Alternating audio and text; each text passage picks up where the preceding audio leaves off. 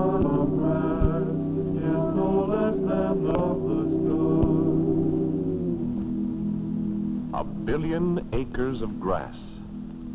If you could identify the shape of the future here, you'd find that you yourself are there in the grass somewhere. Means the elements needed for your tissues and body cells. Half the soil of America is grassland. But beyond all that, is a kind of grass. And so is grain.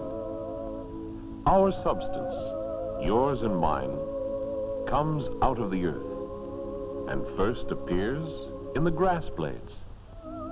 Then the best part of it is transformed by nature and the work of a lot of people. Friends you probably didn't know you had. Here it is. Here is the good of the prepared for your use. It is a lovely pot roast. Oh, dear, I can't make up my mind. Bill loves pot roast, but those pork chops look wonderful. Mom, can we get some weenies and those long buns? But, Ted, you had one when you got home from school, and you know how you children like pork chops. If I can have 2. They are good, aren't they? And a wonderful source of B vitamins.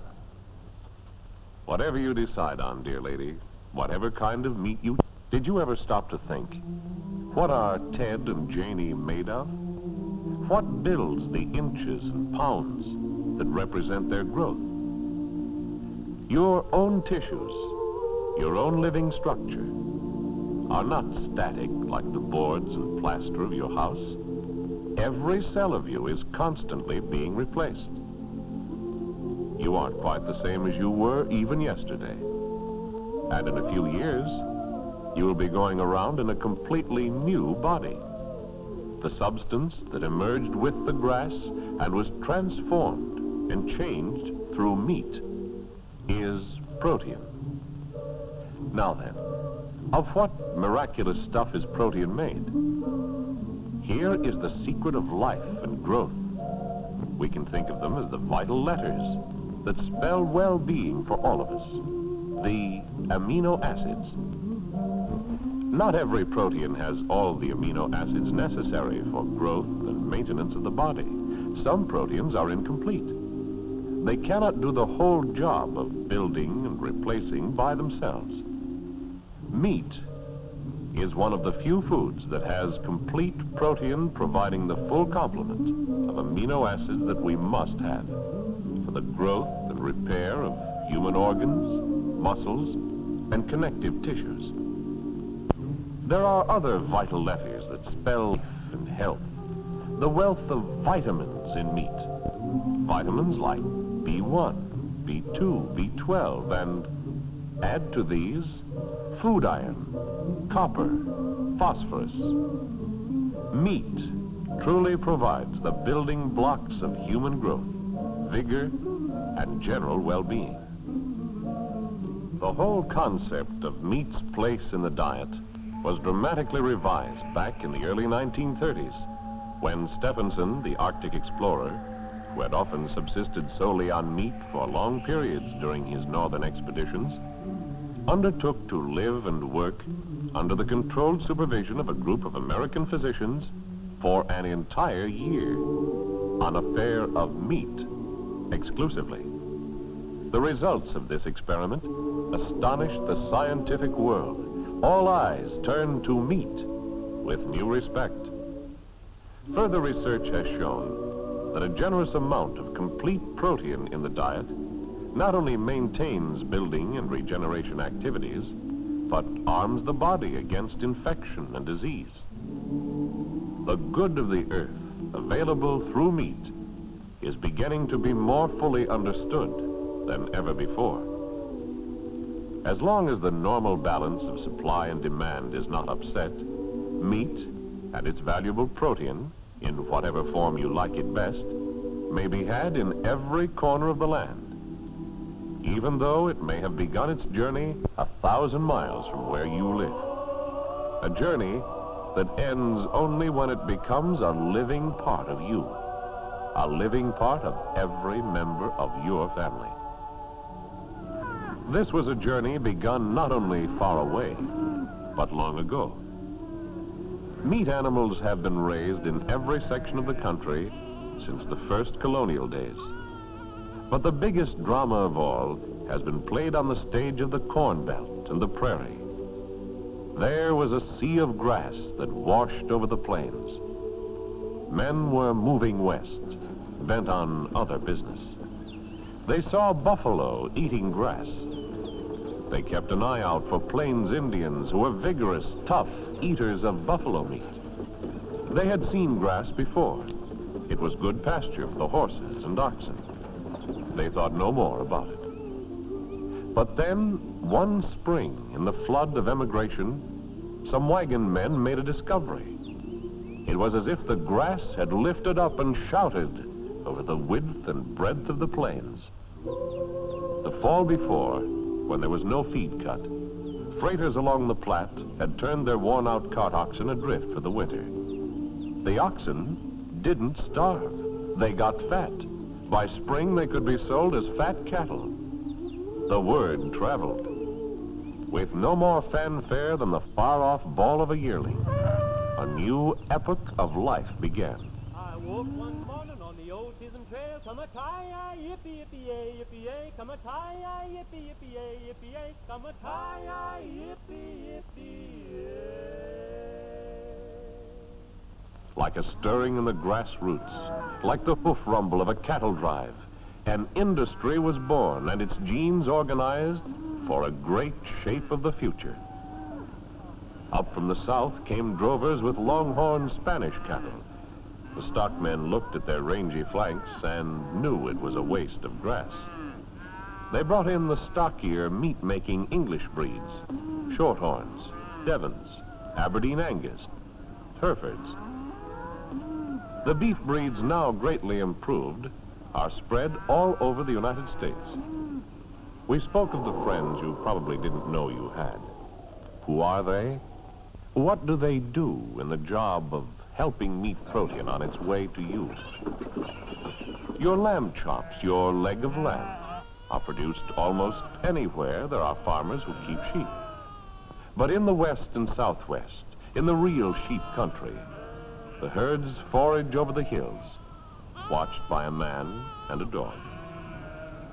This has been sheepland now for 400 years, ever since Francisco de Coronado crossed with 5,000 head onto the soil that would someday be Arizona. The hills are just as aloof as they were then. The seasons turn endlessly. Soon be time to go down on the winter range. Got to follow the grass. Another kind of grass is a green ocean that rolls over Iowa into Nebraska, Illinois, Minnesota, Indiana, wherever the sun and air currents stir up corn weather. Corn for hogs. There are hogs in every state of the Union, from New York to Texas to Oregon. Corn-made bacon, ham, pork chops are a treat anywhere. Hogmen are farmers, and hogs are a crop. Some of them like Hampshires or Berkshires, Poland Chinas or Chester Whites. Some lean to crossbreeds or hybrids. Hogs require know-how and a lot of work. Spring pigs or fall pigs, they all have to have attention. It's a seasonal industry, and pork is bound to be cheaper in periods when there are more hogs going to market. Supply and demand rule the meat business. The quality of your breakfast bacon depends on chores like this. Staying up half the night with the new pigs to see that they get started right. Keeping their ration balanced correctly with supplemental protein feeds. Maybe turn them in to hog down the corn. Finally, in 6 or 7 months, the pigs weigh 225 to 250 pounds, and it's time to see about getting them to market. What you decide to put on the table tonight, what your neighbors are having for dinner, shop all around the nation, helps to dictate the price of hogs tomorrow morning. It has a lot to do with whether the work of a year or more will show a profit or not. Good morning. Here is your roundup of today's hog quotations. Good to choice, 200 to 240 pounds, off 15 to 25 cents. In other livestock quotations at hand today, The man who raises hogs follows the market carefully, and he can even decide to truck in or ship that day if he chooses. In the corn country, there are usually several markets within a few miles. There are local livestock auctions, a weekly event in the small country town, possibly a local stockyard or a packing house where the producer may sell his livestock. What you ask for at the meat counter runs back to the grass like an echo. The echo is just as loud on the most remote cattle range. This is where they need plenty of space. In good grass country, 15 or 20 acres for a pair. A pair, the cattlemen say, when they're talking about a cow and calf. In some marginal areas where grass is thin, they may need 100 acres. As we through meat animals depend on grass, the grass depends on the animals. And grass ties down millions and millions of acres of soil on the face of America. Most of the range country is not adaptable to any other productive crop. Everywhere, men are working with the grass. Soil conservation and soil building. This work is being carried on by agricultural schools and by county agents who represent the Department of Agriculture. There is a dramatic grass program underway that may well increase our meat supplies in the years ahead. In the sparse grasslands, they are finding ways to make 2 or a dozen blades grow where only 1 grew before. They are promoting ways to make grassy range country out of soil that supports only sagebrush today. But it takes a lot of land for cattle, a lot of land to be covered by the riders. The range grass, and in turn, everything up to your dinner table, depends a lot on weather. Where the winters are severe, a lot of hay to be cut by the farm crew, with each cow, steer, and heifer needing a ton or so to put them through the winter. When the sky dissolves to a sheet of brass and the sun fries the range, they may have to move the herd out bodily. Yeah, I see. Well, thanks, Mr. Powers. I'll start shipping out tomorrow. Well, Powers will board 800 pair at $15 a pair for the summer. That's going to be rough. It'll cost us $10 a head to ship them up there. I know, but that's the closest place that has any grass. Well, we could ship the yearlings up to Kansas and feed them there. At least we'd have them headed in the right direction anyway. Like the hog producer, there comes the time when the cattleman and the sheepman give their stock into the care of the next hands. These people, too, are somehow standing invisible behind your meat counter. They are with you when you pull up your chair at mealtime. The long-haul stock truck drivers steering meat protein in your direction. The engineers, firemen, the brakemen and the gig tops, the conductors of stock trains, the railroad vet, without whose okay they can't load a hog, a steer, or a shearling lamb. The boys at the feeding stops every 28 hours who have to unload the critters and rest them. Do you know any of these people? Probably not. But they help you get your meals. The cycle of meat and the cycle of life is turning.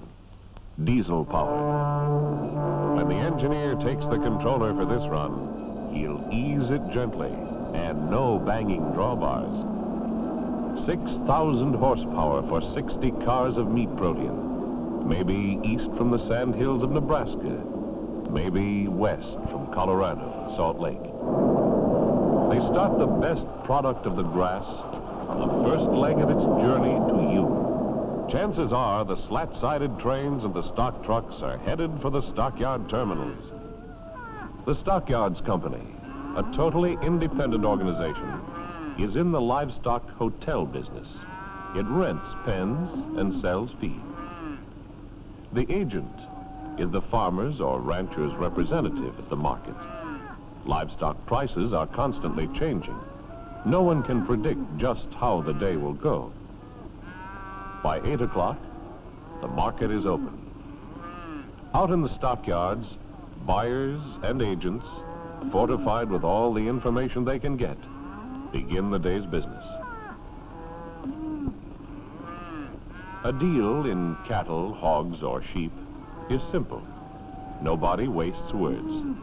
The packer buyer, order buyer, or trader who is buying cattle to feed knows the top price he can pay. The agent knows what he ought to get for his client. Tom, I can't offer you that. Tell you what I'll do. I'll split the difference. I'm going to weigh 'em to you. All right? Weigh 'em. They may not always come to terms that easily, but when a deal is made, that's all there is to it. Weigh 'em. Competition is keen all down the line, from the packer through the distributor to the retailer, who is concerned with offering you the best possible price at the meat counter. The cattle, sheep, or hogs involved are run onto a scale, and a slip of paper carrying the certified weight of the stock can be turned into immediate cash by the shipper's agent. There are no other contracts, papers, or documents whatever. Some of the livestock from the range is sold to feeders. This special feeding process is known as finishing and produces meat that is more tender and tastier. Here, cattle are being fed corn and small grains, supplemented with sugar beet pulp and molasses. In other sections, they get such delicacies as citrus pulp, after the juice has been extracted, and cottonseed cake. Sheep, too, are often specially fed. Such fare as oats, hay, and alfalfa. 66% of all grains grown in America are fed to livestock. The feeder is part of the American team. The next step is the meat packer. Any of 4,000 packers, large and small, who are in business in every state of the Union. The name packer started way back in the days when the only way to preserve meat was to pack it with salt in a barrel. But the packer pioneers were in at the beginning and made the meat industry possible. When they started using refrigeration and refrigerator cars, Iowa corn as bacon or a Minnesota pork roast could be enjoyed in Boston, Baltimore, or Seattle. Top-grade beef from Omaha could appear as a prime rib roast in a restaurant in Atlanta. To stay fresh, meat has to move fast and be kept chilled. In general, large operations and smaller packers function the same way. The packer's original idea of a disassembly line was probably the first application of the conveyor system in industry, with inspectors all along the way. This is a service industry. Packers can't come out with new models every year. But over the years, meat has become more readily available in any form you want it, and at a lower service cost than almost any other food you buy. The meat packer's profit averages less than a penny a pound, and that includes money received for byproducts.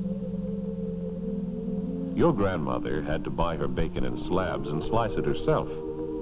You can still have it by the slab if you want it, but for convenience in modern breakfast preparation, it comes in perfect slices. Because of research and constant experimenting, the hams of today are far easier to cook than the hams of yesteryear. These are some of the people who take the product of the grass and prepare it for your use. The loin puller, who expertly scoops out the pork loin with his two-handled knife. The people who operate meat canning machines. The people who run the machines that reduce fresh cuts to the right consistency for sausage. Here are the people who run the sausage linkers. And there are sausages and specialties to suit every taste. Cold meats for sandwiches. The men who load refrigerator cars or trucks that take the meat protein on its way. The girls in the offices who keep track of it all, who serve by taking care of paperwork. The men who look after the refrigeration machinery, without which no packing company, large or small, could operate for more than a few minutes. But meat is not the whole story of this industry. About 80 cents out of every dollar goes to the producer, out of which he pays all of his expenses. So when a 1,000-pound steer, paid for by the pound, dresses out at only 600 pounds of beef, the packer might lose money unless he can make use of the rest of the carcass. Byproducts are the answer. Take the hog. 14% of a hog is raw material for lard. So, nutritious and highly digestible lard is one of the biggest byproducts. By the old standard, liver, kidney, and the variety meats were byproducts. But a nationwide demand for them was created by the discovery that these meats were abundantly rich in so many vital elements of diet. Because of mass production, some vital medical byproducts are made possible. It takes 1,500 head of cattle or 7,500 hogs for the production of 1 ounce of insulin. ACTH, the great new drug used in treating arthritis and kindred diseases, was the result of 12 years of work in one packer's laboratory. 100 pounds of animal pituitary glands ends up as a few ounces of fluffy white powder, a few ounces of relief from pain. Through meat animals, the elemental grass has yielded not only familiar byproducts like hides, soap, glue, bone, and animal feeds, but derivatives of fatty acids that aid in the recovery of low-grade iron ores, a promising new source of raw materials for America's steel mills, and compounds for increasing secondary recovery of petroleum from old oil wells. New progress through research goes on behind the doors of another laboratory dedicated to the search for more facts about products derived from livestock. What these people do will have an effect on the meals you eat in the years to come. But the food you will eat in the next few days is on its way to you now, in refrigerator cars, in refrigerator trucks, distributed to retail stores, large and small, and to the restaurant where you will have dinner sometime this week. Steaks you may not have for a day or two are arriving now at your meat man's door. Wow, Uncle George. Are you going to cut all of that into steaks? No, Judy. And it isn't all steaks.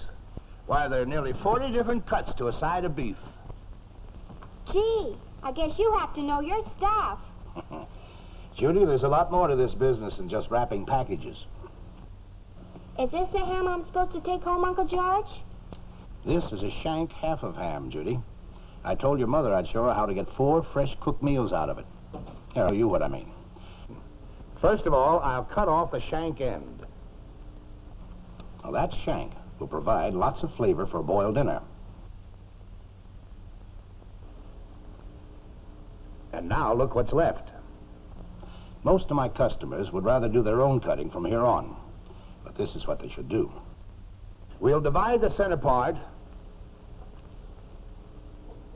Now, this piece can be baked for a regular baked ham dinner. That's meal number 2. Now, this piece has no bone, so it's easy to cut off several slices for broiling or frying.